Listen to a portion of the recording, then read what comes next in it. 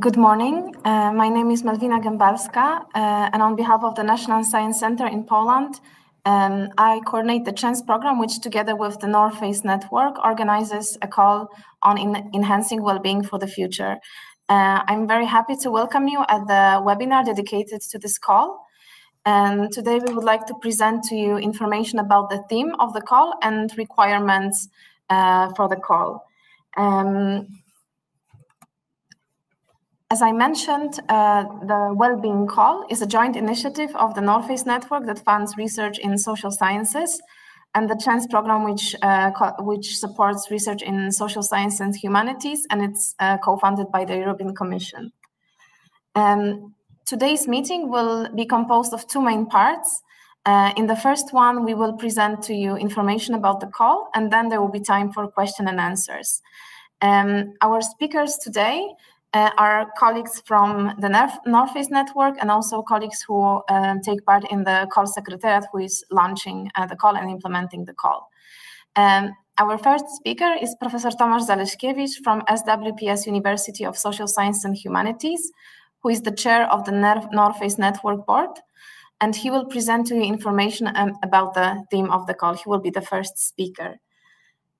Just to remind you, if you have any questions, please type them in the box with a question mark. It's in the right corner of your screen, down lower right corner of your screen. So we will respond to the questions at the end of the session in the Q&A part. So now I'm handing over to Professor Zaleszkiewicz, who will tell you more about the theme of the call. Yeah, thank you very much, Malwina. Good morning, everyone. I will very briefly introduce the program, introduce the topic. You can find all details of the program in the program text. You can find this file on our website. So, as you all know, the main issue, the main topic of the program is well-being. On the one hand, probably everyone could respond to the question of what well-being is, and I think that you would ask people what they mean about well-being, they will respond, but from the perspective of research, well-being is a quite complicated topic, and in the contemporary social science, it is approached from many different perspectives, such as psychology, sociology, economics, political science, and even beyond, like biology or behavioral genetics. But of course, in this program, we are focused on the perspective of social science. So when preparing this program, we had two main goals in mind. The first one was the program in this. Excuse me, Tomasz, I think there's a problem with sound. Yeah. So let's try to, if you can, microphone, and I will turn on. Okay, now I have my computer on, and I hope that everyone can hear me now. Okay, so thank you very much. So again, when preparing this program, we had two specific goals in mind. The first one was that the program indeed reflects this diversity I was talking about. The program is related to different perspectives that can be from which the topic could be approached, like psychology, sociology, and so on. And the second one was that the program is also related to the specific challenges that we face in contemporary societies. So as you can see on the slide, there are four different themes. The first one, the name of the first one is Crisis, Challenges and Well-being, and here we expect research to focus on such issues as short and long-term effects of crisis and stressors on well-being over time. We expect research that would also test different models that predicts changes in well-being, but we would like also to specifically focus the role of well-being in children and adolescents, and test effects of policies and interventions that are that specifically focus on well-being in young people. The second topic would investigate the role of well-being in the context of environmental changes. So specific issues would be the impact of climate change on well-being and mental health, specific effects of urbanicity, housing, community structure, but also the role of well-being in the workplace, in organization. We all know, we are aware that well-being is one of the most important determinants of motivation in the workplace. So we are interested to studying this as well. The third topic, well-being in relation to mental health, very important topic and very broad topic, typically investigated by psychologists, but of course other disciplines can also be involved here. Well-being and health in turbulent times, building the basis for population level and individual level interventions. And again, here we would also expect research that is specifically focused on children and adolescents, because these are groups that are especially vulnerable. It does not mean that you cannot submit, you are not allowed to submit research that is focused on adults, but we wanted to stress that these two demographic groups are of a special interest in the program. And finally, well-being in the context of economy, in politics, well-being in relation to such variables as income, age, education, geography, and other economic and political factors, like, for example, socio-economic inequalities, economic growth, polarization, and also well-being of marginalized groups. We also welcome interdisciplinary research that connects perspectives from psychology, sociology, political science, and so on. And as I said at the beginning, you can find all details in the program text that is uploaded on our website. So this is it for now. If you have more questions concerning the program, I will be happy to answer them. And now I'm leaving the floor to Malvina.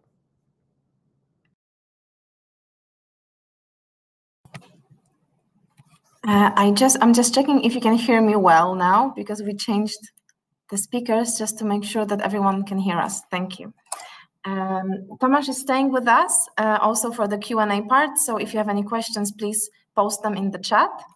Now I would like to tell you more about the requirements in the call. As you can see in your on your screens, we have a list of countries that participate in the calls. It's Austria, Belgium, Bulgaria, Croatia, Czechia, Estonia, France, Germany, Latvia, Lithuania, Luxembourg, Poland, Romania, Slovenia, Spain, Sweden, Switzerland, and United Kingdom. This means that researchers from these countries and eligible for funding in these countries, for funding agencies from these countries, can apply for funding in the call.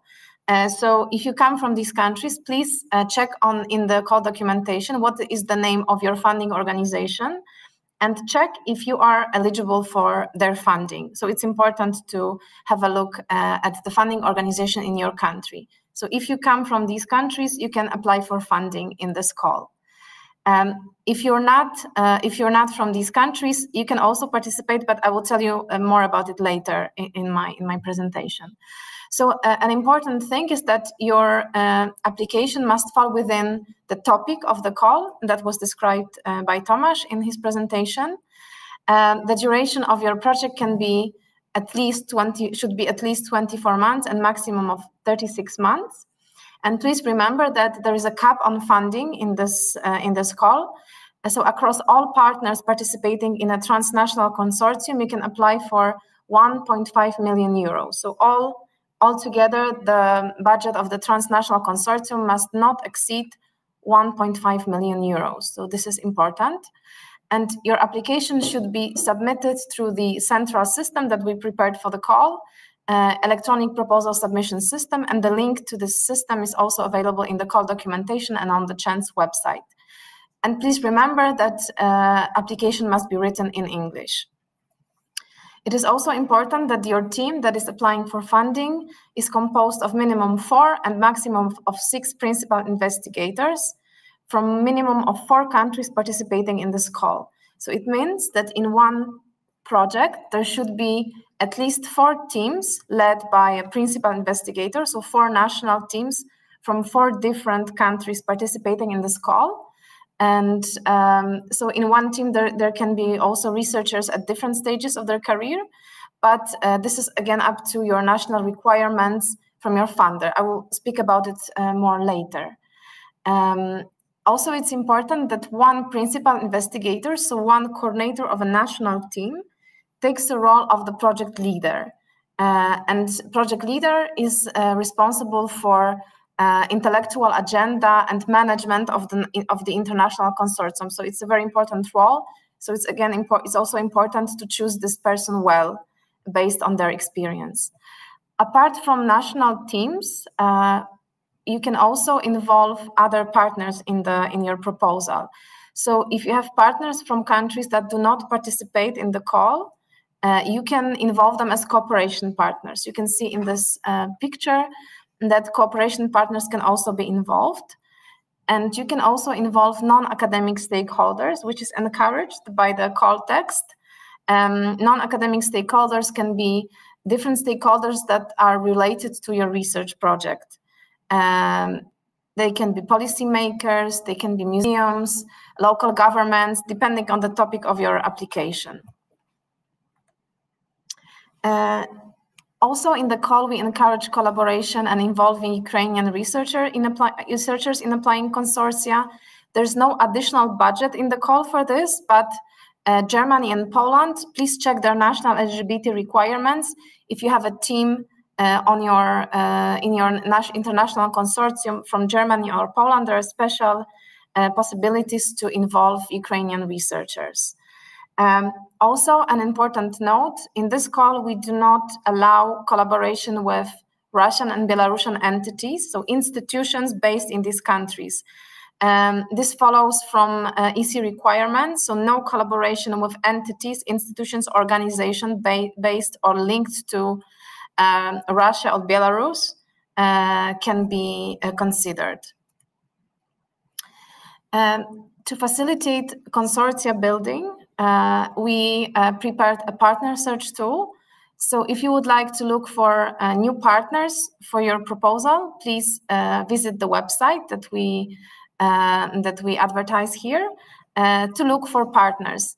Or if you would like to join a proposal, you can also check the section on projects looking for partners, and there you can check if maybe your research portfolio is suitable or can be part of the projects that are in the database. So please have a look at the website. It's specifically prepared for this call on well-being.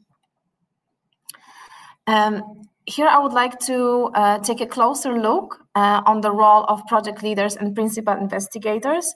As you remember from my earlier slide, project leader is responsible for the overall implementation and management of the transnational project.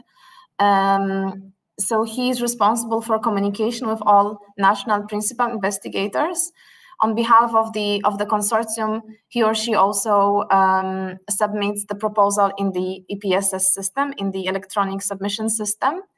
And he's the one who communicates with the call secretariat. So if we inform the consortium about evaluation stage, eligibility check, we will contact the project leader, and we expect that the project leader will inform national principal investigators about the results of each evaluation stage. And then when the project is funded, the project leader reports to the call secretariat on behalf of the whole consortium. On the other hand, we have principal investigators. So it's important that the project leader is also a principal investigator. So apart from leading the entire consortium, they also are responsible for activities in their national teams as PIs. it's important to note that there can be no more than one principal investigator per university in one application. So not in the call, but in one application. So for example, if you plan to involve 2 departments from your university in one project, then only one of a researcher from one department can be a principal investigator in the project, and another department can be a part of their team. In one national team led by a principal investigator, you can involve more team members, and we also encourage involving researchers at different stages of their career. There can be PhDs, postdocs, PhD students, senior researchers, statisticians, or other positions. It is important that principal investigators they submit their CVs, the research portfolio, in the application. So their research portfolios will be assessed by evaluators in the call. It is very important that the PI checks if they are eligible according to the rules of their national funder. So please check if the institution you're based at, if this institution is eligible in the call. It's very important, because if one principal investigator is not eligible, then the entire proposal is rejected. So please check it carefully, because it's important for the entire project. In our call, each principal investigator, each national team is funded by their national funder. So money allocated by each funder, it goes to a national team from this funder. Apart from reporting on the central level to the call secretariat, some agencies also ask national teams to report through national systems. So it will be important, but at the later stage when the funding is granted. I would also like to remind you that you can only act as principal investigator or project leader in one application. So please keep that in mind. The system also will remind you about it, that you can only act as principal investigator or project leader in one application. It is also important that you act as a principal investigator or project leader in only one proposal submitted, either in well-being or crisis calls. So together with the well-being call, we also, at the same time, we announced a call on crisis in humanities. So one person is not allowed to submit an application as principal investigator or project leader in both calls. So you have to choose which call you would like to address. And also the same application cannot be submitted to both calls. So please keep that in mind, that you have to choose where you would like to apply. As I mentioned, apart from national teams, apart from principal investigators, you can also involve associate partners. So these are stakeholders that support the knowledge exchange activities in your projects if you plan any. So we can also involve non-academic stakeholders. You can also collaborate with cooperation partners from non-well-being call countries or from organizations that are not eligible in the call in the countries that are participating in the call. And associate partners and cooperation partners should provide their own funding, because they will not be funded in the call. However, some organizations, they allow for costs for cooperation partners or associate partners, but this has to be checked with your national funders and in the national and regional eligibility requirements. So please check if it's possible. Otherwise, associate partners or cooperation partners should provide their own funding or in-kind contribution. The call documentation is available on the CHANSE website. So please visit the website and make sure that you familiarize yourself with all documents. We have the main document is called announcement, which provides you with all details about the call. And we have also attachment outline proposal form, which has to be directly entered in the EPSS system. So we don't ask you to send anything to us via email. Everything must be submitted through the system. And we also provide you with a financial Excel sheet. Again, the budget should be directly entered into the system, but If you would like to work offline, we also provide these documents so that you can prepare it before entering into the system. A very important document, national and regional eligibility requirements, with all information about what's eligible for each funder in each country participating in the call. To support you with additional information, we prepared frequently asked questions and glossary. As I mentioned, the most important document is call announcement, where you will find all general information, the call descriptions with all details, general eligibility requirements, information about eligible budget, and also submission, evaluation, and selection procedure with more details. We also include timeline of the call in this document and information about research integrity, open access, and information for funded projects. So what you can expect if your project is funded. In the outline proposal form, we list all information that must be provided in the system. So this information will be evaluated by experts and reviewers in the call. So we ask for general information on the title, duration of the project. We ask for a project summary. The summary is important because it will, based on the summary, we will look for reviewers and experts who will review your proposal. So please keep that in mind when preparing the summary. We will ask for basic information about all PIs and the project leader, about associate partners and cooperation partners. Please keep in mind that if you plan to involve associate partners and cooperation partners, we ask you to submit letters of commitments from these partners. We will ask you to relate to ethical issues, if there are any, in your proposal. And we will ask for an indicative budget for your proposal and a short justification of budget items. Then we also ask you for a project description. So these are 5 pages with information on how, what kind of projects you would like to apply for, project plan and its goals. It's 5 pages. And we ask for CVs of our principal investigators and project leaders. National and regional eligibility requirements. This is a very important document with information from all funders participating in the call. So please make sure that all principal investigators and the project leader checks them before submitting the proposal so that everything is according to the eligibility rules. It's important to make sure that you only planned eligible costs in your proposals, and there can be some caps on funding for national parts of the project. So it's important to make sure that you do not exceed a cap for funding. In case you have any doubts, please contact your national contact point. So each funder is providing a contact to a person who will inform you and respond to your questions regarding national rules.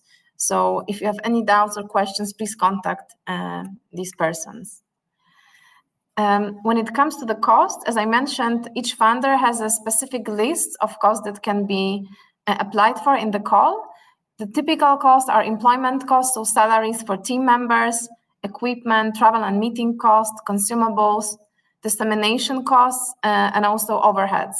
But again, I would like to direct you to the specific documents from your funder, because it depends from funder to funder what exact costs can be funded. Again, just to remind you, the cap on funding for one international project is 1.5 million euros. And we ask for brief justification of the costs in the financial plan in the EPSS system. And also, please remember that each national team has their own column for costs to be in the system. So each national team has to plan their own costs in the proposal. If you have any questions, we have a help desk based in the National Science Center. We have a special email address for the well-being call. So if you have any questions, please write to us and we will respond to your questions.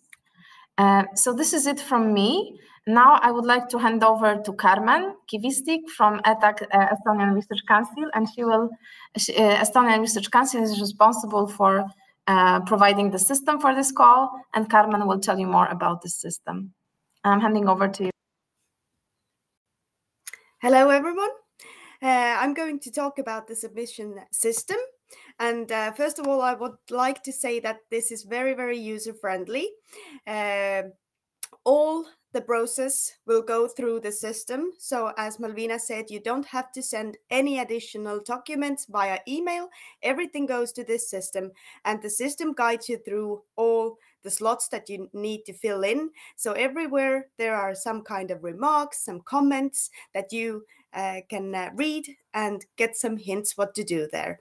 So as I said, all the things go through the system. So all the submission, the eligibility check, and evaluation. First of all, you have to make an account. So to sign in, you have to create a new account. So if you are a project leader, you can you will make your account, and you can control all the submission process. If you are a principal investigator, you will get to join the proposal. And for joining the proposal, the project leader must give you a code that you can enter for joining the proposal. The project leader's view. So as you can see, every little heading has its own comments behind. So what does it consist of? So the project leader can control this part and finally submit the whole proposal for all the partners. But the principal investigator still has to fill in their own data, their own CVs, and their own financial plan. So in conclusion, the PL creates the account, shares the code with the principal investigators. The principal investigators can join the proposal using this code that project leader provided, and project leader can edit all the sections. The PIs can see their sections and edit their sections, but see all the proposal, but only see and preview them.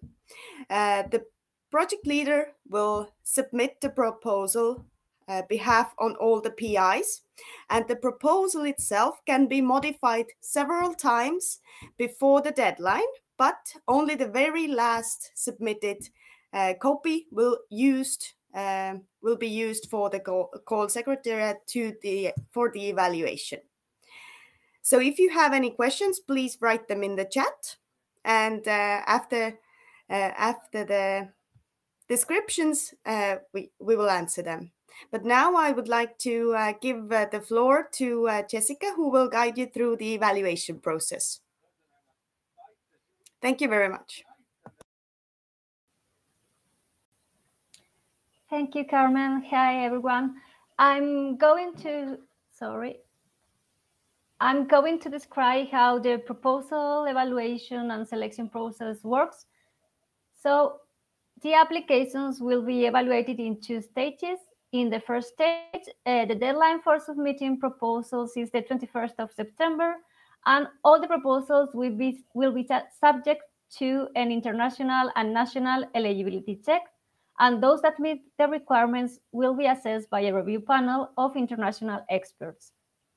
This review panel will recommend to the call board, which is composed of all the funding organizations, a short list of applicants to be invited to submit for proposals. The applicants, in January 2024, the applicants will receive a notification on the results of the outline proposal stage. And those who are invited to submit a full proposal will be given a deadline of the 26th of March of 2024. In the second stage, all the proposals that again meet the national and international eligibility requirements will be assessed by a minimum of 2 external independent referees. And the reviews of these external referees will be sent to the project leader for comments, and before the review panel assesses the applications. And after this rebuttal process, at least 2 evaluators of the review panels will be assigned as rapporteurs to pre-assess each full proposal. And then the review panel will prepare a consensus evaluation report on each proposal based on these 4 documents: the applications, the assessment of the external referees, the comments of the applicants, and the pre-assessments of the rapporteurs. And the review panel will make a funding recommendation to the Wellbeing Call Board, which will decide which projects will be funded. And the decision will be taken around October or November 2024. And one important thing is that the composition of the review panel will be available on the NORFACE and CHANSE websites only after the evaluation of the full proposals is finished. However, applicants will not be informed of the identity of the external referees during or at any point after the assessment procedure. And let me show you now the evaluation criteria for each stage. In the outline proposal phase, the review panel will evaluate proposals based on 4 criteria. Each criterion will be given equal weight, and they will be scored on a scale from 0 to 5, being 3 the threshold for all of them. The first criterion is the scientific excellence of the proposal, and the panel will assess if the concept is sound and the quality of the objectives, the progress beyond the state of the art, the quality and effectiveness of the scientific and technological methodology, data collection and work plan, and if the proposal is undertaking truly novel research. The second criterion is the quality and efficiency of the implementation and the management. And that is the appropriateness of the management structure and procedures, the quality and relevant experience of the individual participants, also the quality of the consortium as a whole, including complementarity, but also balance in terms of gender, academic age, and geographical diversity. Also the appropriate allocation and justification of the resources to be committed, the provisions made for open access to data and results, and the appropriate links and collaborations with stakeholders. The third criterion is the potential impact of the proposed research, and this includes the potential scientific impact, but also the value to stakeholder communities, the extent to which the proposal outlines is a credible route to realize this impact, and the appropriateness of measures for dissemination and exploitation of the project results and the management of intellectual property. And the fourth and last but not least criterion is the relevance to the theme of the call. And this is the proposal's fitness to the objectives and the key areas and the priorities of the call. Now let's turn to the full proposal stage. And in this stage, there are only 3 sets of criteria, which are scientific excellence, quality and efficiency of the implementation and the management, and potential impact. And these 3 will be scored on a scale from 0 to 5, with a minimum threshold of 3 for the project to be considered for funding.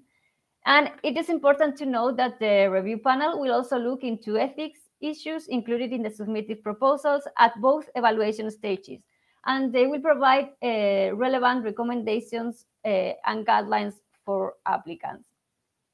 So finally, how is the selection of projects be made? So as I have mentioned in the beginning, the review panel will recommend a list of projects to the national funding organizations that form the Wellbeing Call Board, and they will make the final decision. So I hope the explanation of the process of proposal, evaluation, and selection was clear, but we can answer any of your questions now in the following Q&A session. So I will pass you over to Malvina, who will moderate this session. Thank you.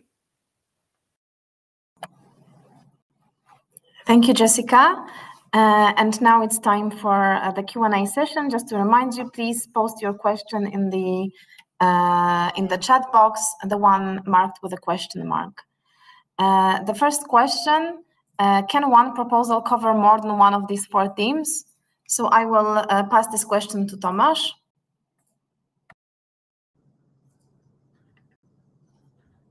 Okay, thank you very much. The simplest possible answer to this question is yes. The proposal can go beyond only one of the 4 themes. It is possible, but please also remember that in the program we also have the so-called cross-cutting perspectives. There are 4 such cross-cutting perspectives. The first one is rethinking well-being and its measurement. So here research can be focused on different theoretical developments and developments of methods that are used to measure well-being. Second is interdisciplinary approach. The third one is the role of inequality, both in the social sense and in the economic sense. And finally, we would like to see research focus on a pan-European perspective, so comparative research in the national and cultural sense. But yeah, to come back to this, to return to this question, it's possible that the project goes beyond only one theme. And the next question, are there 3 sub-themes under each main theme? Is the project expected to focus on one sub-theme or all 3 of the main themes? So again, I'm passing over to Tomasz. I think, yeah, this question is quite similar to the previous one. And again, the answer is yes. The next question, can the project have a more qualitative approach, or are you aiming at mostly medical psychological interventions? So this is again Tomasz. So all methods that are typically used in social science research are welcome. Both quantitative methods and qualitative methods will be fine. There is no priority for one specific method. All methods used in different fields or different areas of social science are acceptable.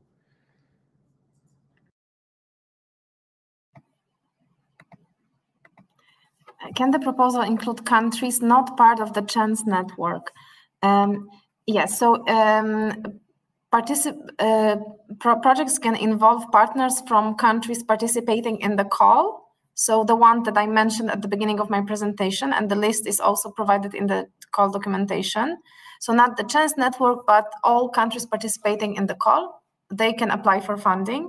As I mentioned, there can be also cooperation partners, so partners from countries not participating in the call, but basically they should provide their own funding, or some funders allow for costs for these partners, like travel costs or meeting costs, but this has to be checked in your national regulations. Could project leader come from other disciplines, such as urbanism and architecture, art, engineering, in line with topic 2 and effect for urbanicity, for example? So this one I will pass to Tomasz. Yeah, thank you.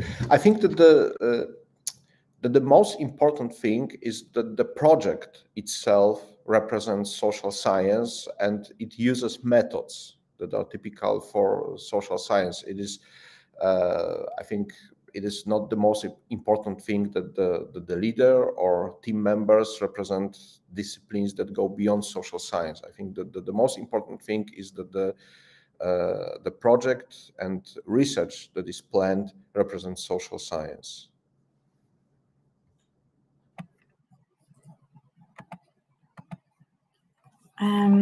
And the next question, researchers have to be nationals of said countries, or is it okay if they work at one of those countries? Yes, so by coming from the country participating call, we mean that the institution behind the PI, so the organization, the university or research institution, is based at one of the countries participating in the call. And researchers participating in these teams can be of any origin, has any heritage, so they can apply irrespective of their nationality. So the institutions, research organizations, universities, they have to be based in the countries participating in the call.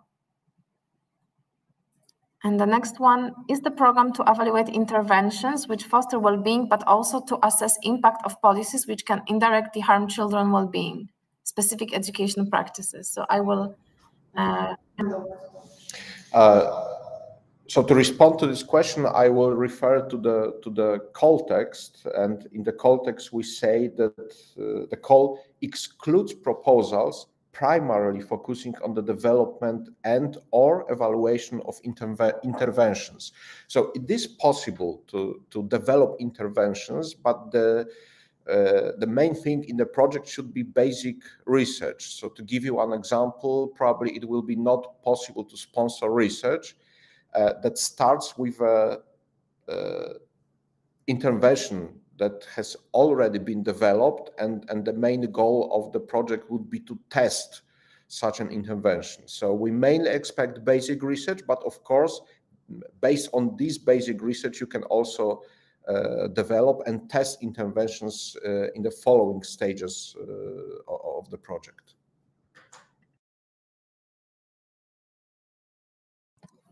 And the next question from Bulgaria, can you clarify the format and requirements of the first phase of the project outline? The format, so the main part of the proposal is a 5-page description of your research plans. So in this 5-page outline proposal, you have to address all criteria in the call and also all questions and parts that we mentioned in the outline proposal form. So this exact description of what must be included there, you can find in the call documentation. So please check the documentation and make sure that all parts are included in your proposal, and also that the proposal that you submit also addresses the criteria. So it's important also to have a look at the criteria and make sure that you include all parts in your proposal. Then the next question, so any group outside of children and vulnerable groups will not be prioritized? So this is a question. As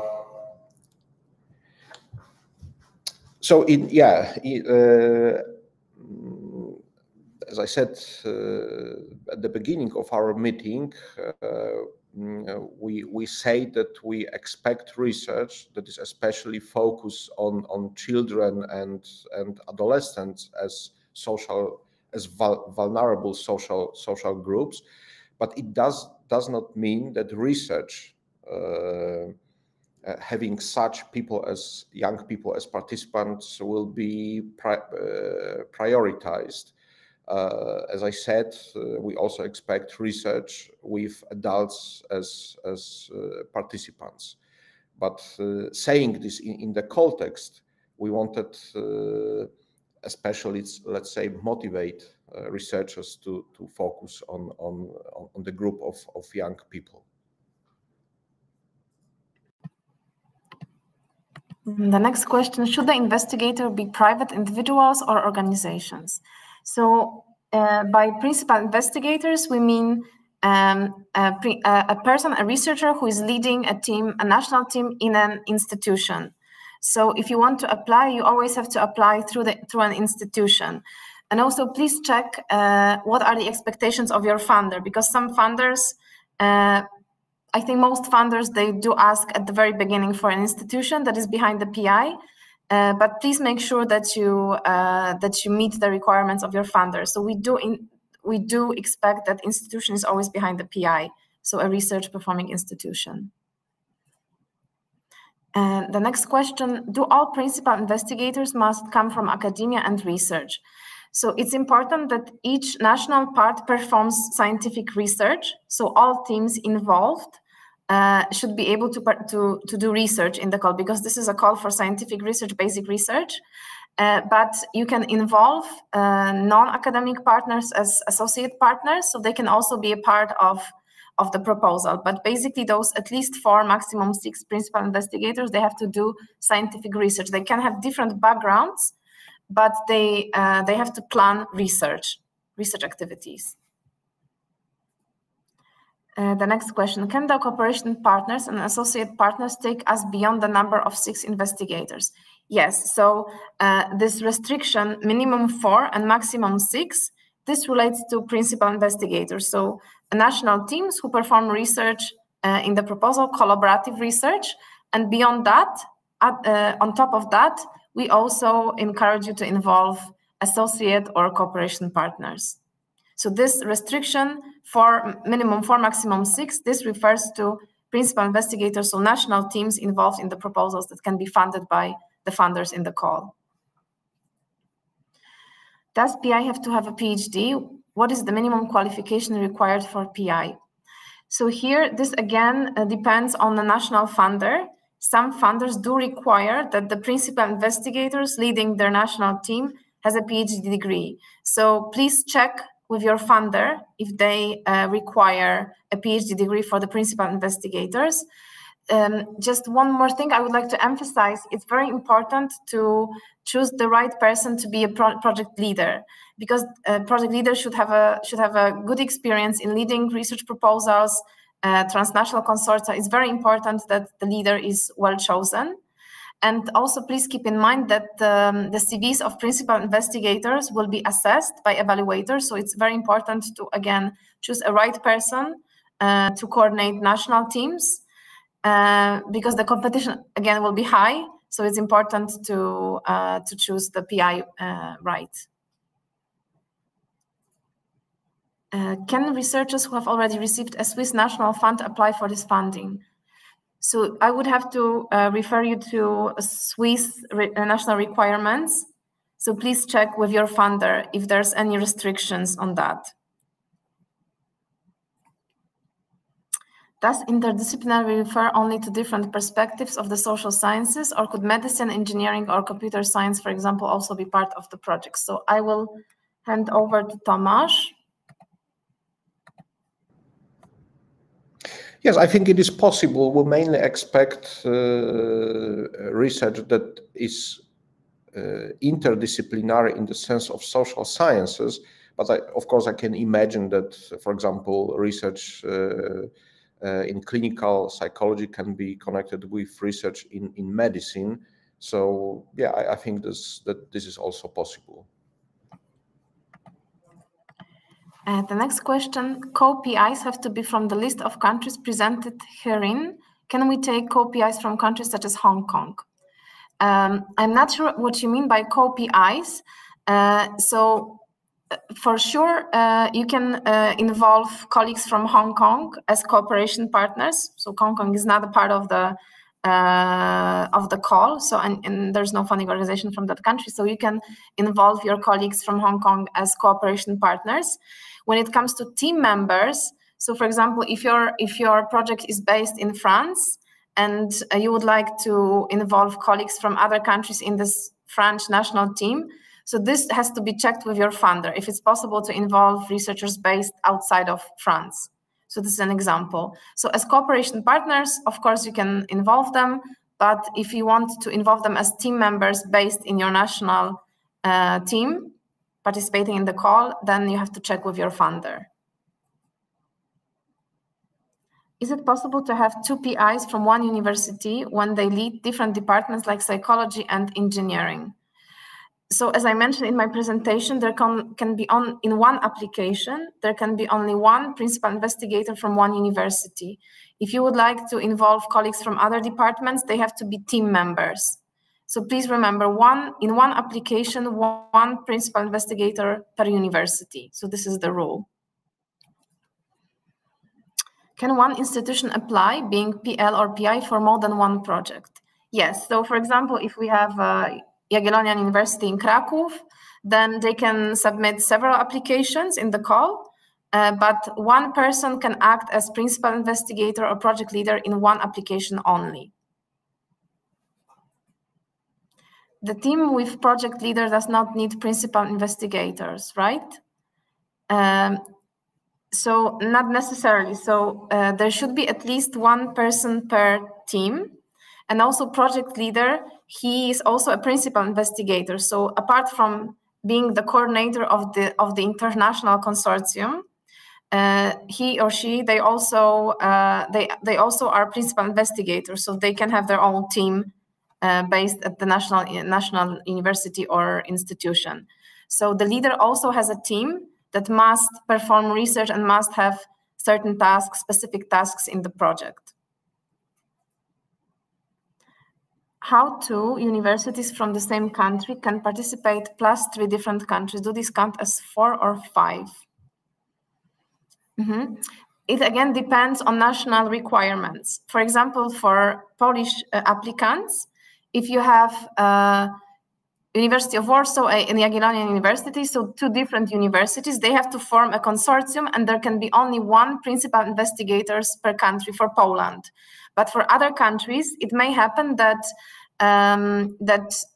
two universities, for example, from Bulgaria, they can be separate principal investigators. So please check with your funder if they require, if there are two organizations from the same country, if they require them to form a consortium. So this has to be checked.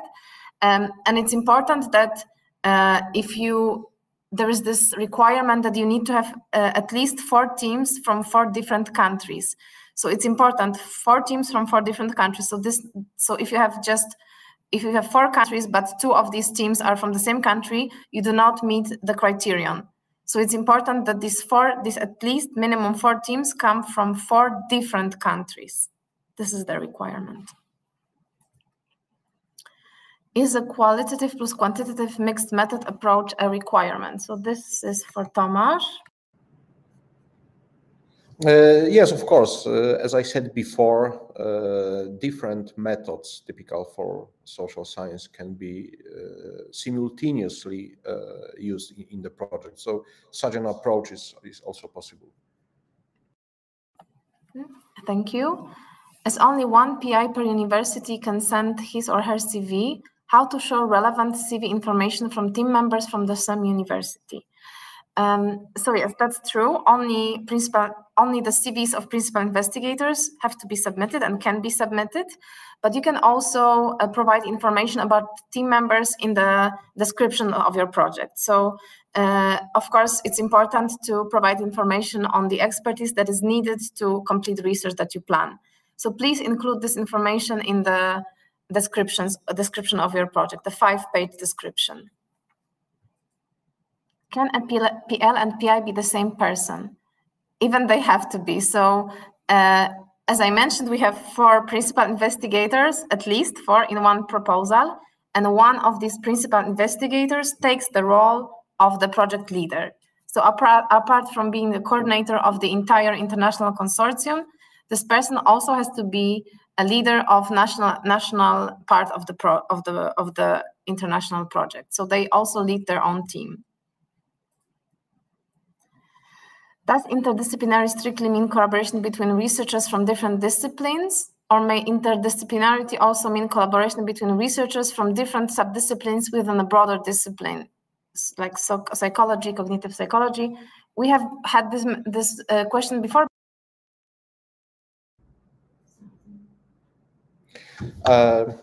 Yeah, by interdisciplinarity, we rather mean the first meaning that you suggested in your question. So connecting approaches from different fields of social science, like sociology, economics, psychology, and so on. So we prefer the first broader meaning.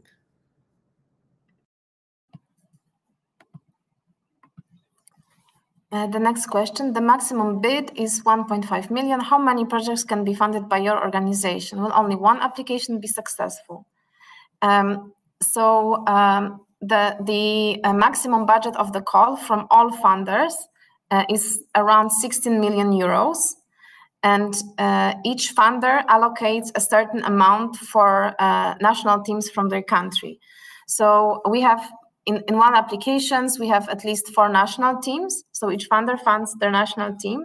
But it's important to note that either the entire consortium is funded or no one is funded. So we only fund the entire project.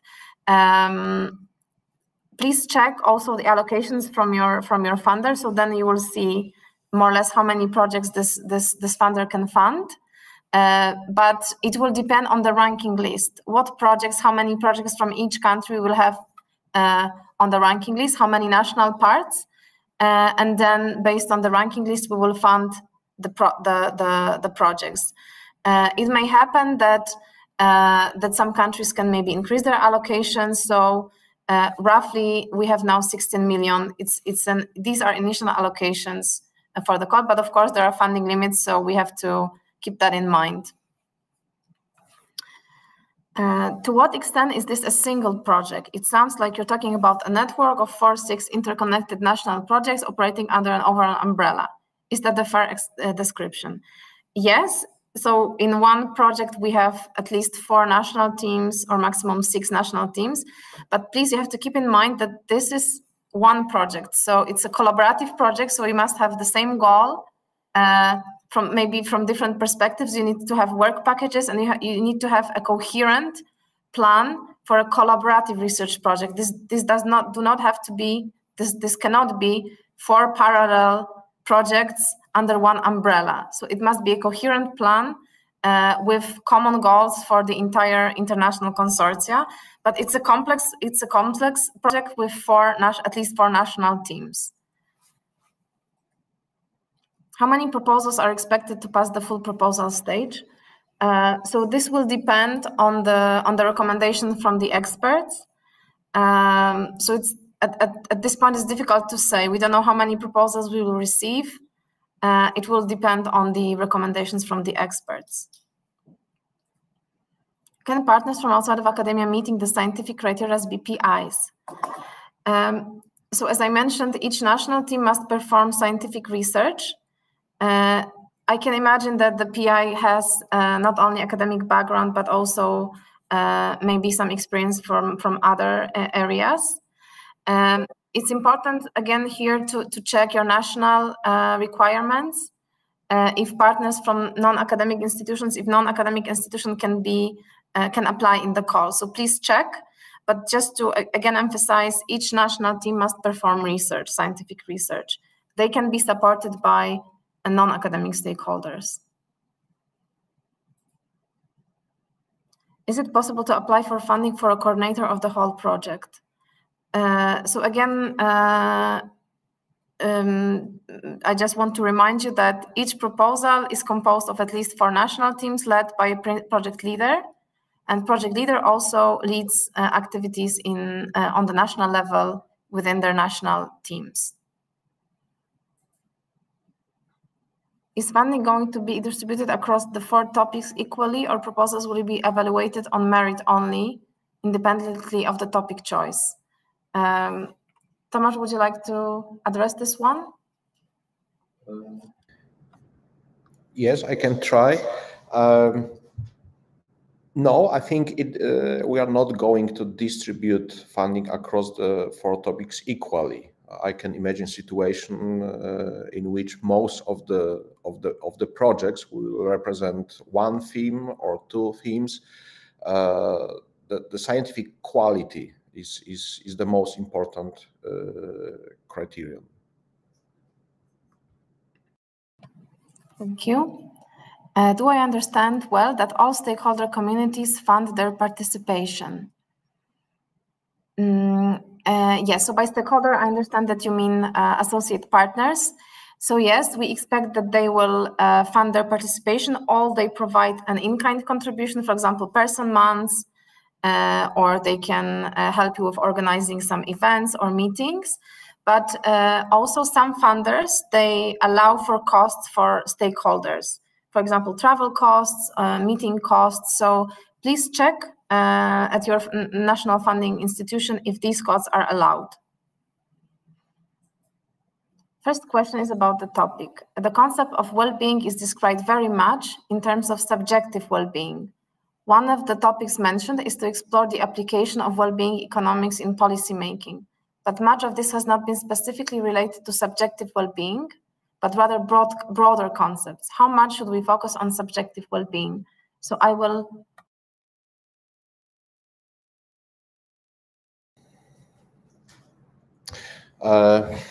Yes, this is quite a difficult question. I'm a psychologist, and yeah, from my perspective, well-being is always subjective. This is always something that people feel, and what they declare. What I can say as a response to this question is that one of the cross-cutting perspectives is the developing the methods of well-being measurement. So I think if you are especially interested in measuring well-being and maybe developing more objective methods of measuring well-being, this would be also possible in the program. So again, projects that mainly focus on measuring well-being and developing methods to better measure well-being are also allowed.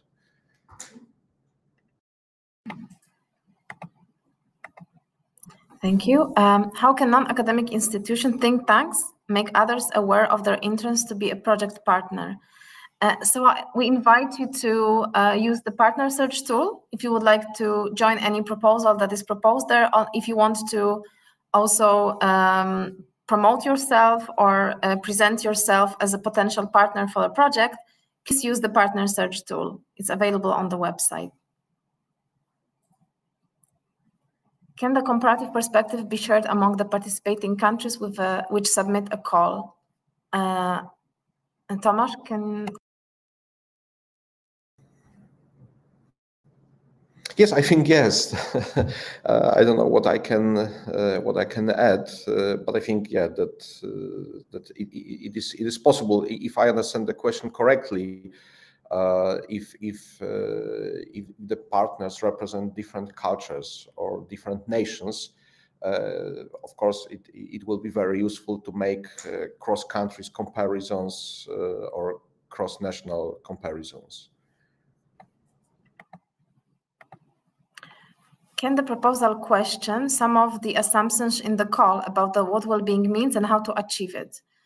For example, for a truly innovative approach, we might need to question some of the fundamental assumptions in the call, such as, for example, that economic growth is fundamentally positive.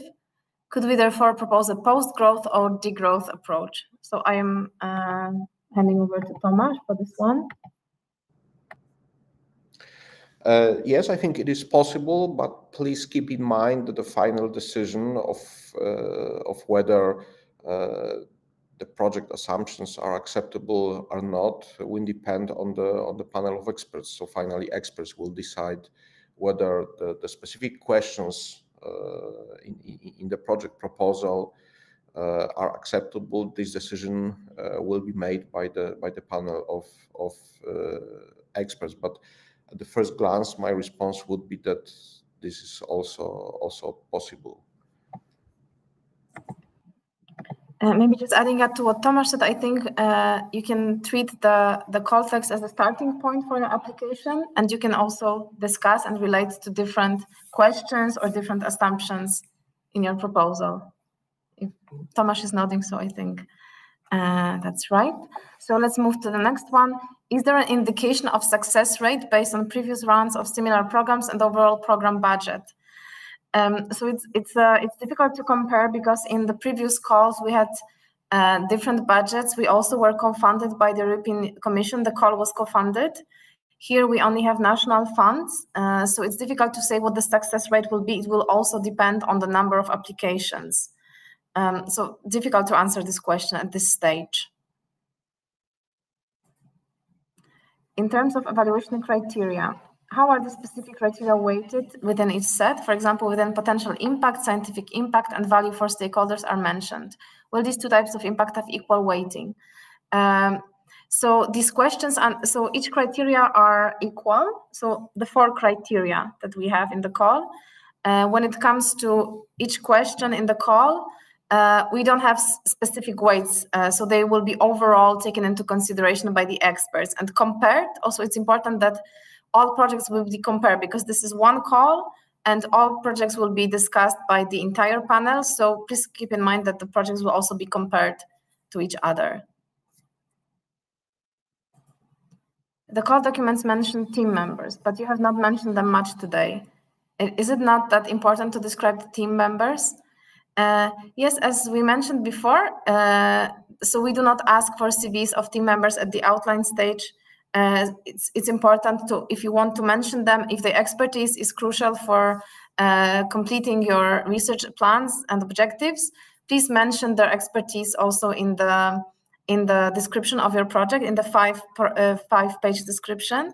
And also, we will ask you to include them in the project budget. So they will be also listed in the project budget under national teams. What additional items will be needed in the full proposal stage? So in the full stage, we will ask for a longer project description, 15 pages. So each part of the applications should be more developed in the full stage. And also, please remember that in the full stage, your application will be read by external referees who will be experts in the specific topic of your application.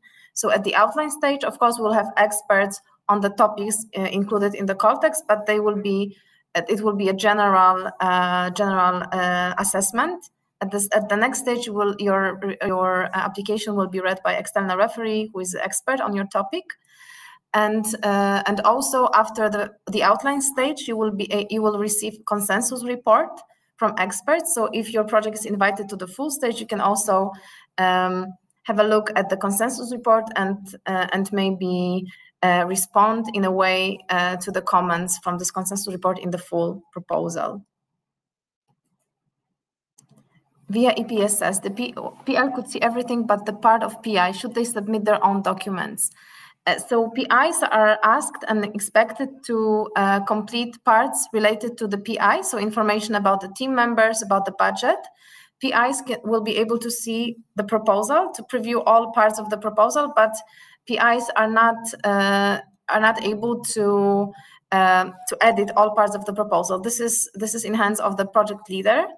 But you will be asked to also, of course, to collaborate with the project leader on the preparation of the project description, and as I mentioned, to fill in all parts related to the PI team.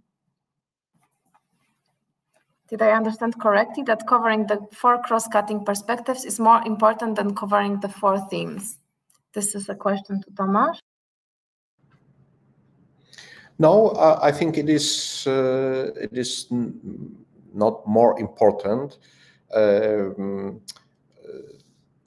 Your project can represent one of the 4 major themes. It can represent more than only one major themes, but it can also represent one of the 4 cross-cutting perspectives. So the project can be entirely focus on the issue of measuring well-being and developing new theoretical models concerning well-being or methods to measure well-being.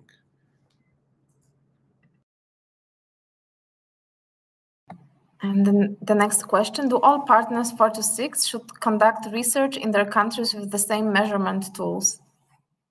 This is a question to Tomasz. No, this is not necessary. Different partners can apply different methods to solve their specific research questions. You mentioned that consortia should choose the PL well based on experience. Would you suggest or expect that in most cases PL should be a more senior academic?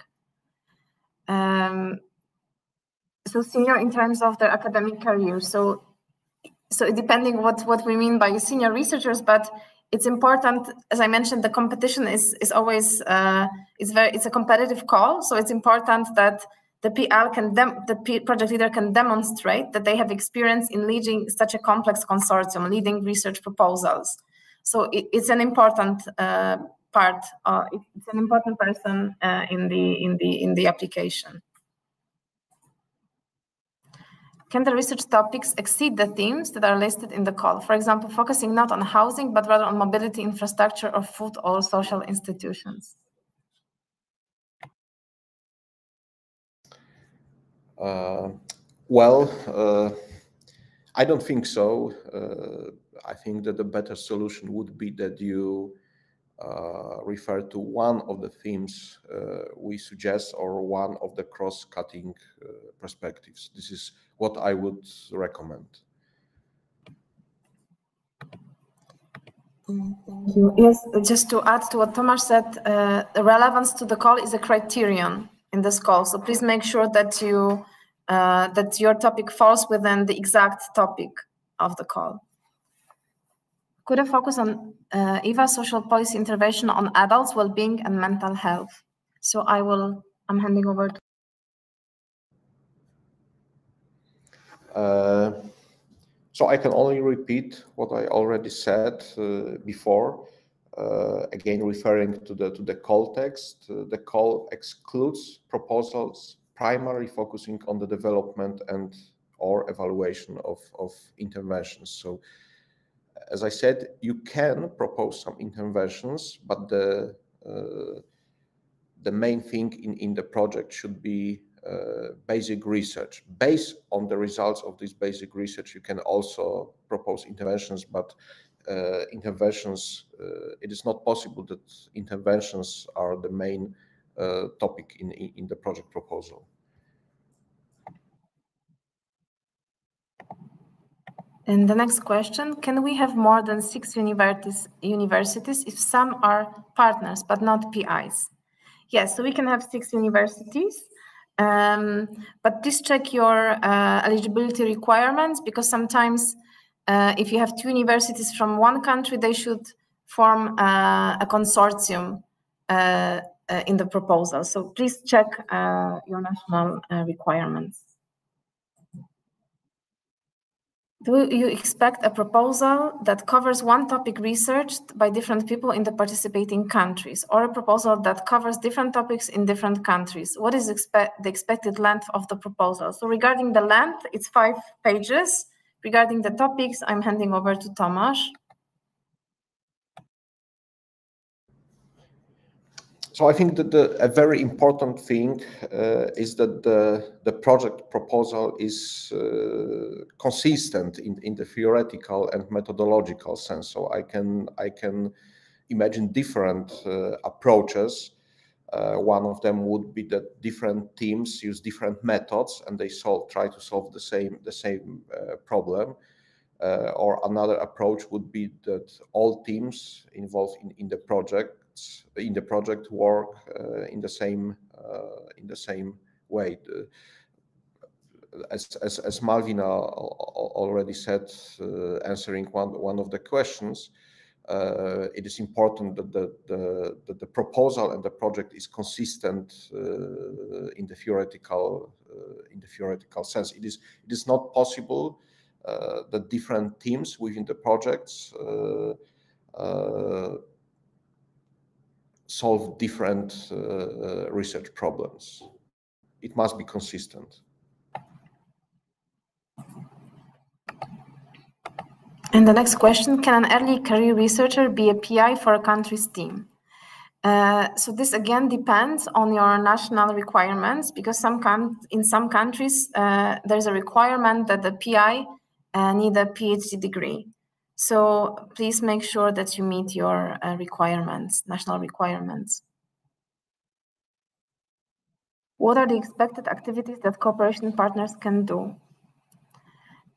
This is up to your project needs. So cooperation partners are researchers from countries not participating in the call.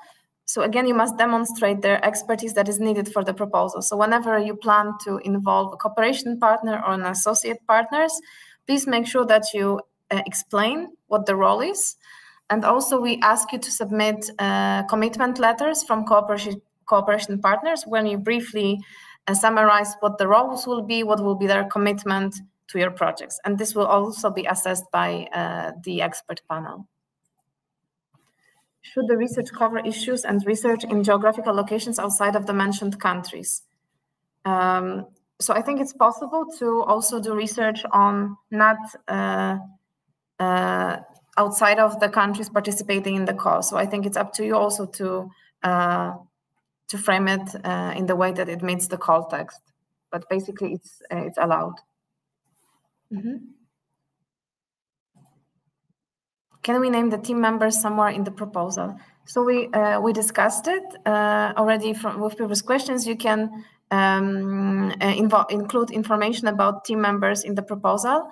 Just make sure, because for some countries, for example, if your team members are researchers who has to be hired through a competition, open competition, it happens that in some countries, for example, postdoc positions or PhD positions, even if they're planned in the proposal, in this type of competitions, there should be an open competition for these positions. So please make sure, if it's the case for your country, then you should not name them in the proposal. But if it doesn't have to be an open competition for a position for a certain team member, then you can name them and inform about their expertise. If there should be an open competition, maybe it would be good to mention what kind of expertise you will need for your proposal from this position. Can a team member participate in 2 proposals and be PI in only one? So no, in this call, you can be a team member only in 1 proposal.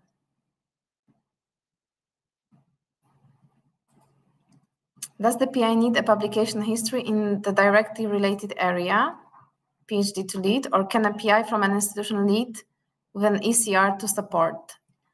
So this again will be checked by the expert assessing the proposal, so the expertise of a PI. It is important that the PI demonstrates his experience in maybe not exactly the topic of the proposal, but at least in the area, in the theme. Of course, we can expect that the PI is starting a new path in the research, but it's important to document, to demonstrate that they have experience in the research area.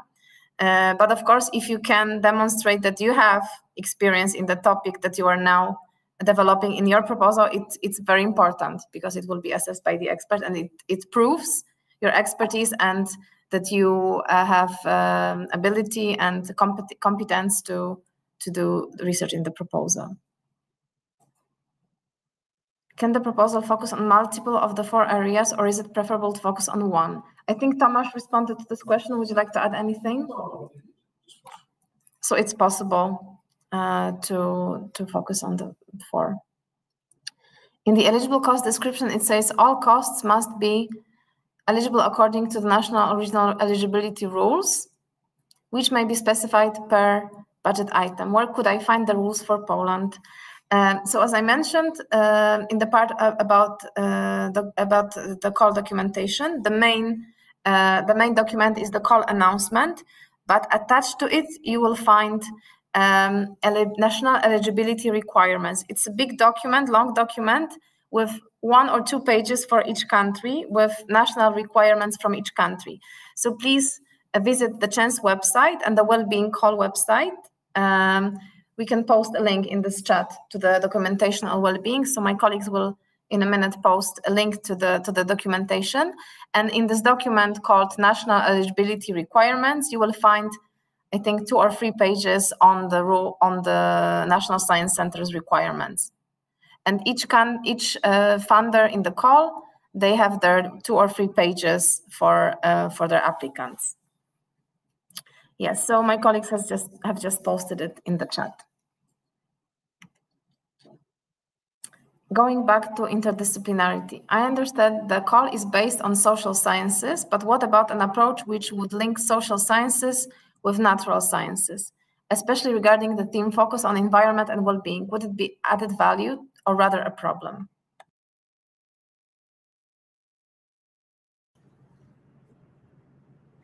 I would say that it would be neither added value nor a problem. As I said before, in the contemporary science, well-being is investigated not only by social scientists, but also by biologists, for example. So I can imagine a project in which, for example, neuroimaging methods, more biological methods are also included, but no priority will be given to projects that go beyond social science. This is mainly, please remember that this is mainly a social science program.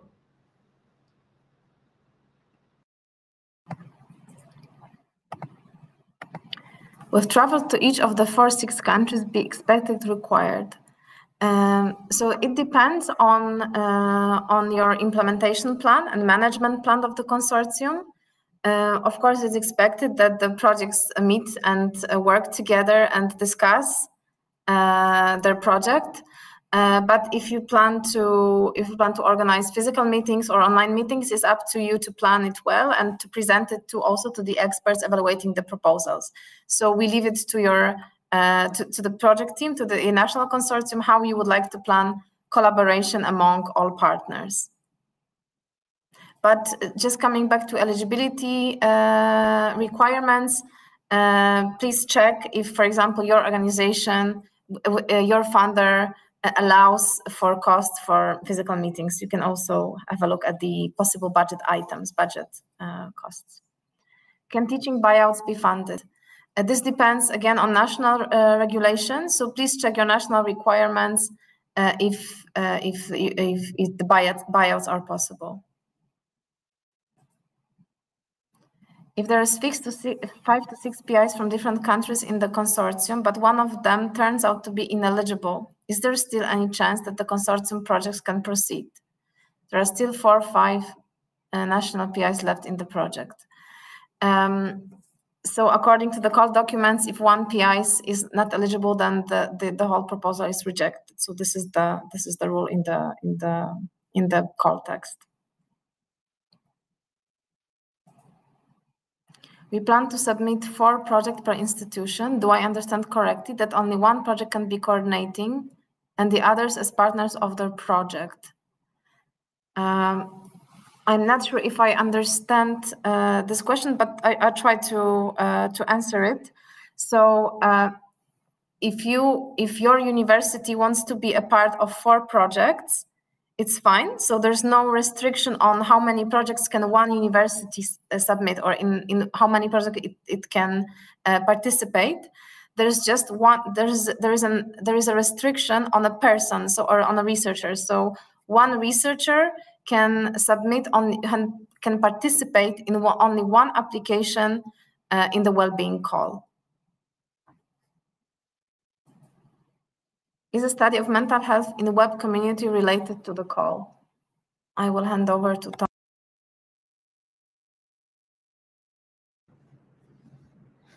Yeah, I think yes, but please remember that you should very precisely explain this in your project proposal.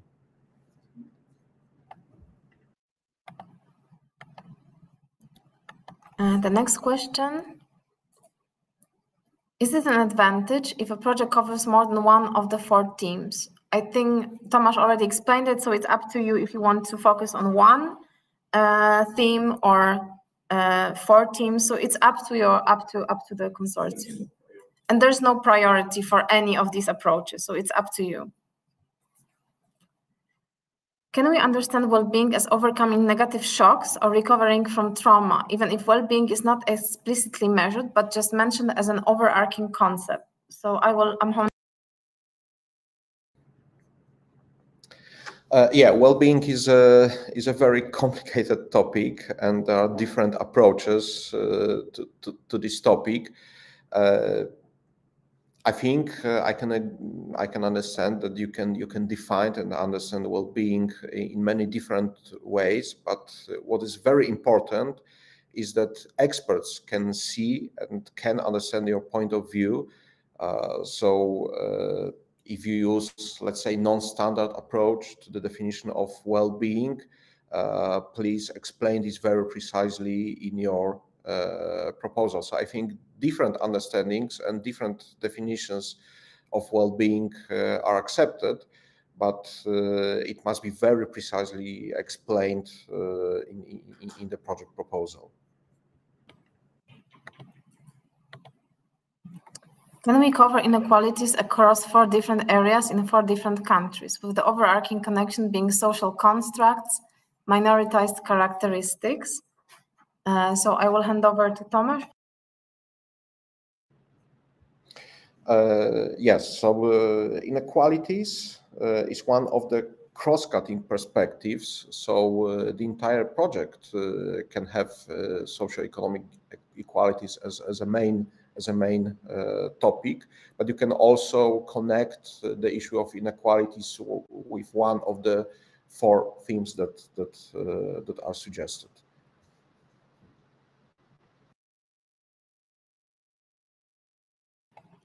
If one PI has a dual affiliation and one of the affiliation is the same as the PL, is that PI eligible?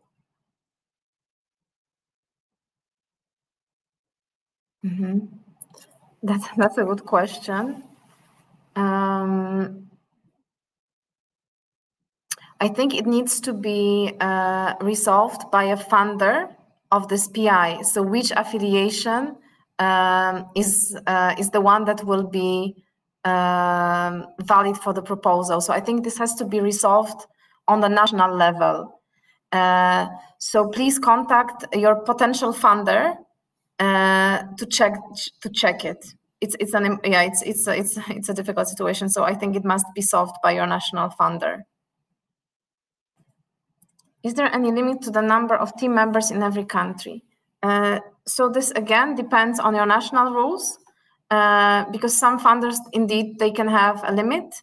If you are based in Poland, just looking at the name, there's no limit. There are limit for salaries for a team, but number of team members, there's no limit when it comes to Polish teams. But if you're coming from another country, so please check with your funder. Can the proposal include countries not part of the CHANSE network? So yes, they can be involved as cooperation partners, but they cannot apply directly from the call budget. Can a postdoc as a part of the research team member be named as co-PI? So we do not have this category in the general requirements, so the co-PI, but I know this name from the UK requirements that they have co-PIs. So please refer this question to your funder, because in the CHANSE general requirements we don't have this term. So please check with your funder if they have such a term. Is a VR AI-based intervention experiment acceptable? I will hand over this question to...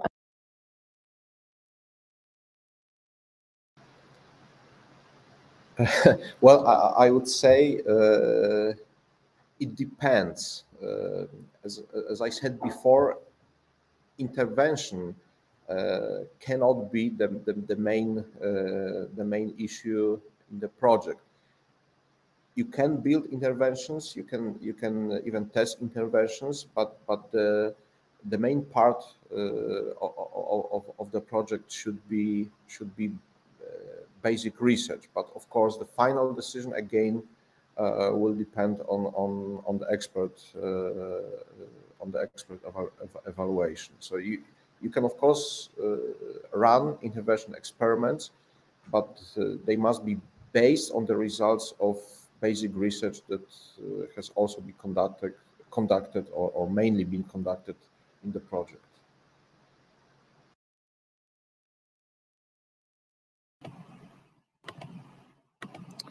Theme 2, there is an RQ on impact of climate change on well-being. Are you also interested in research linking pro-environmental behavior, climate change mitigation, and well-being? So again, this is a question. Yes, pro-environmental behavior and pro-environmental attitudes are an important behavioral aspect of how people respond to climate change.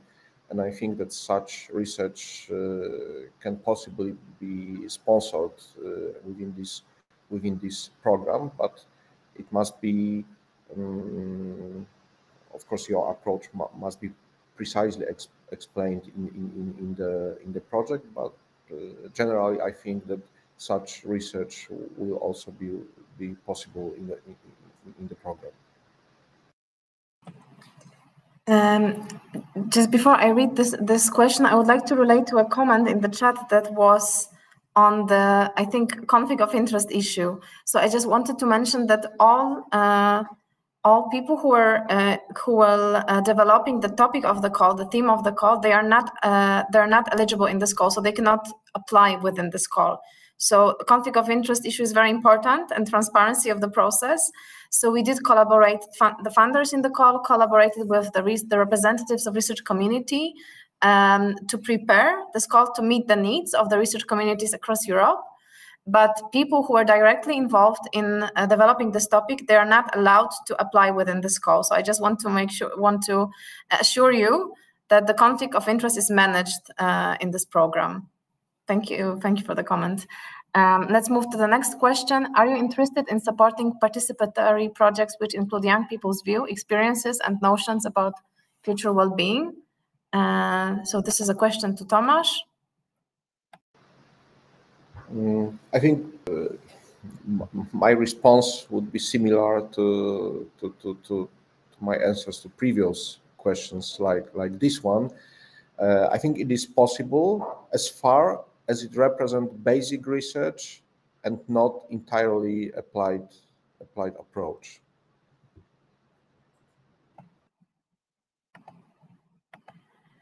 And the next question, can some of the funding be used to fund a PhD student in a project related to the call? So yes, but again, please check your national requirements if these funds can be planned in your project. But we do encourage a diversity of your research team. So we encourage that the team involves researchers at different stages of their career. What types of trauma do you have in mind? Do they need to be caused by external events? Or can they be of more economic nature? So I'm handing over to Tomasz. Yeah, the answer to this question is both. Both types of research can be conducted in the project. Can the project research the impact in well-being of already existing social policy interventions? So if my understanding of this question is correct, you are going to test already existing policy interventions. And as I said before, unfortunately, this is not possible in this program. So testing existing interventions will be not sponsored in this program. Do you think psychometric property development, scale development, and validation in large scale is good enough for this project? I'm handing over to Tomasz. Mm-hmm. So one of the cross-cutting perspectives is developing new approaches and new methods to measure well-being. So I think this would be possible, and I think that the entire project can be focused on proposing new theoretical models of how to measure well-being and on developing new psychometric methods to measure well-being. This is one of the cross-cutting perspectives, so I think yes. Could you repeat your statement on conflict of interest? So what I mentioned is that all researchers and those who worked on the preparation of the topic of the call, the themes of the call, they are excluded from applying in this call. What is the difference between basic research and applied research in the context of using participatory approaches? Participatory research is very much a social in science research methodology. I'm handing over.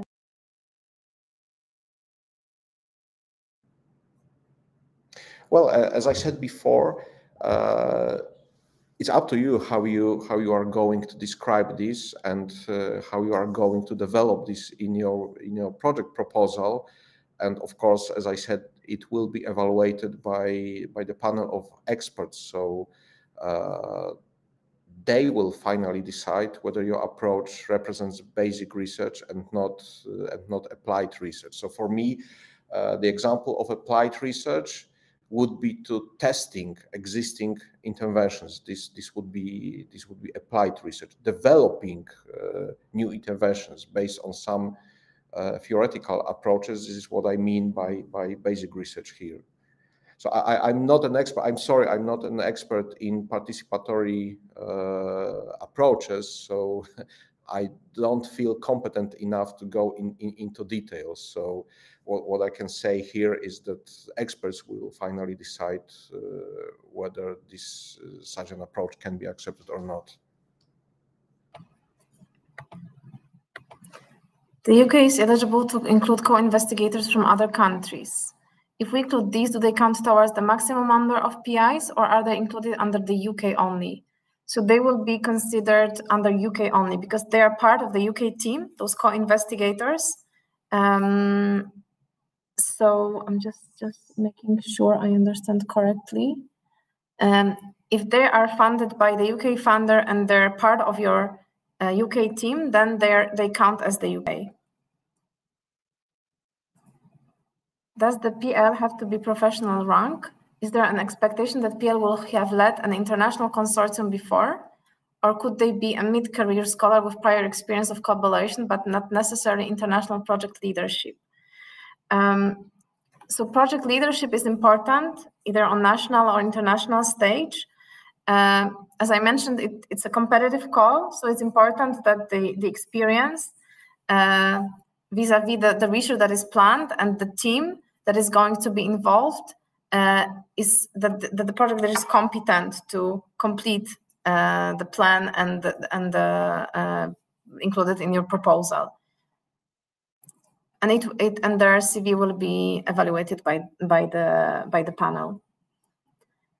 A health promotional approach is accepted. So again, I'm not an expert in health promotion, so I think it depends on what you mean by health promotion approach. As far as it represents basic research, and as far as it will be related to one of the themes we propose in the call text, it can be, of course, accepted.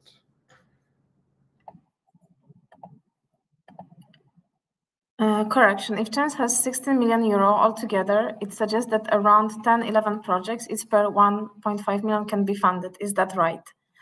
Yes, more or less, but it again will depend on oversubscribers, undersubscribers in the call. But more or less, this is the number of expected projects that can be funded with this budget. Minimum 4 PIs should come from 4 different included countries in the call. Yes, so exactly. So 4 PIs from 4 different countries participating in the call. Is diversity among PIs, gender, stage of scientific career important for project evaluation, or can this diversity be within national teams but not necessarily between PIs? So it's also important in the overall project consortium. So we encourage this approach within the teams, but also within the international consortium. Does diversity mean a balanced consortium with respect to gender, or could a consortium also mainly exist of women? So by balance, we mean balance among PIs in the projects and also in the team members. So balance between men and women.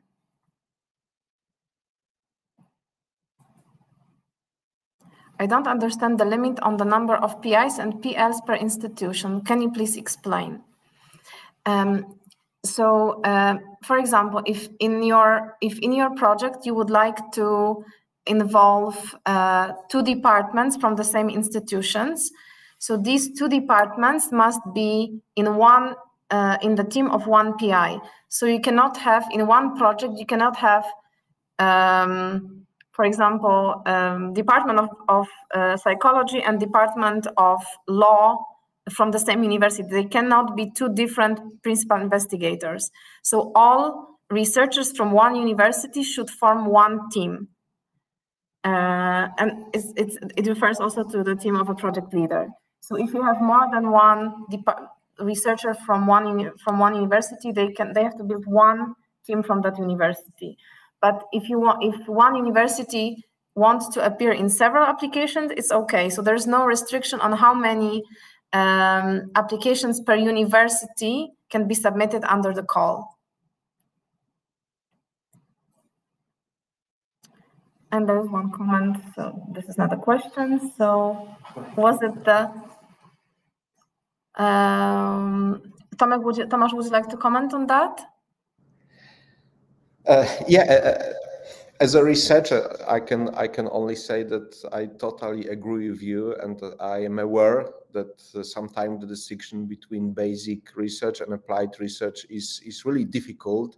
So my, let's say, personal understanding of basic research is that it contributes to our to the development of knowledge about some scientific phenomena and the development of knowledge and theories in a specific field. But yeah, I totally agree with you that it is probably not possible to make a very clear distinction. This is why I said that the final decision will depend on experts, and we have a panel of experts, so they will discuss, of course, as in all projects. But yeah, I agree with you. Will the final proposal coordinated among PIs be submitted only by the project leader? Yes, so project leader submits the proposal on behalf of the entire international consortium composed of minimum 4 and maximum of 6 principal investigators. So one consortium submits only one project. Just to add, please make sure that please also read carefully your national and regional eligibility requirements, because some funders, they actually require also some national form to be completed at the outline stage. So make sure that your organization, if your organization also requires that. So it's important to check national requirements, because you may be asked to submit a form, a national form, also through a national system.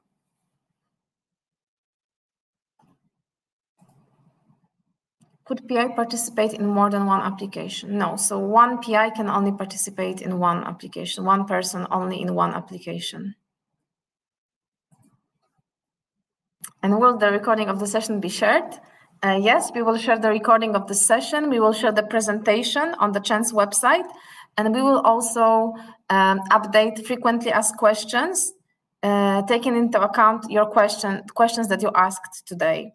So everything will be posted on the CHANSE website, and next week you can expect updated documents and the presentation. I think there's one last question. The crisis and the well-being calls are quite similar, yet they differ in the disciplinary anchoring. Humanities, Social Sciences. Could you please discuss other major differences between the two calls besides the topic, of course? So these are two separate calls. I just want to assure you. So these are two different calls with two different submission and evaluation procedures. They're just organized under the CHANSE umbrella. So we have funding from the European Commission to manage those two calls, to have funding for administrations of the calls, and to organize the evaluation procedure. We will have two separate review panels for the calls. But indeed, the general eligibility requirements are quite similar. So on the general level, one important difference is that in the crisis call, it's mandatory to involve associate partners, so non-academic stakeholders. So this is one important difference. Of course, the teams are different, and this disciplinary anchoring is different. But other than that, those general requirements are very similar, are the same except for those associate partners. We have two different budgets for the calls, and also two different sets of countries participating in the calls. So please make sure that the country you want to participate with, work with, is in the list of countries for each call. So the set of countries participating is different. And again, at the same time, also the national requirements from the funders. So check the requirements as well. Is the 16 million euro the budget for both crisis and well-being calls, or only for the well-being? So it's only for the well-being. So for well-being, we have 16 million, and for the crisis, it's also more or less 16 million, 15.5. So these are two separate budgets. And I think this was the last question. Thank you very much for your interest in the webinar and for your attendance and for all the questions. As I mentioned, you can expect updated frequently asked questions next week, and also we will publish the presentation and this webinar next week. Thank you very much, and good luck with your applications. Thank you to all the speakers. And thank you to all who attended the webinar. Thank you.